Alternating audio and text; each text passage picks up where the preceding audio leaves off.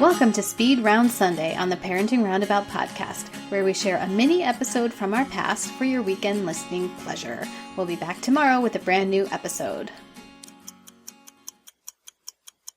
I've talked a little bit here about how I recently unearthed my desk to start using it as a workspace again, and one of the things that had to be removed for that to happen was a computer that is maybe 3 or 4 computers ago for me, but just, it had its little spot on the desk. I was using a different place as my desk, so it just never moved.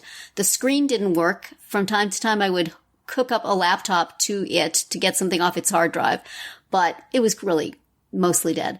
So, thinking about that and how I am now in my new workspace with 2 laptops staring at me at this moment, I thought it would be interesting to talk about how many computers we have in our house right now.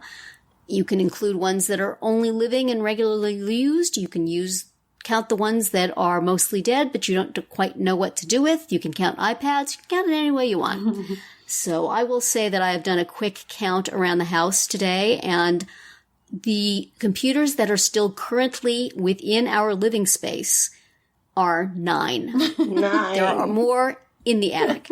So that is there more are 2 than that I 2 use all per the time. person. That is correct. And considering my husband does not use it at all, it's way more than 2 per person. Wow. So, I have 2 that I use actively.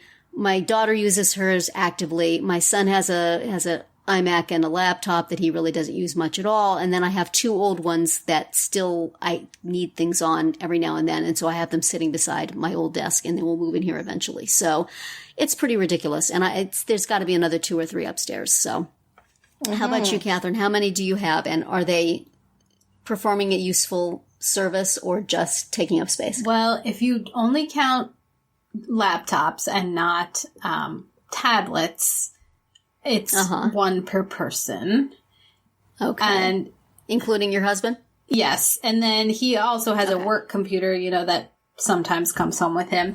And up until this week, both kids had school Chromebooks that came back and forth every day. But those were returned. Yes. They were returned after we got this alarming email from the school saying your child has a library resource that is overdue and has a value of $230. Oh my gosh.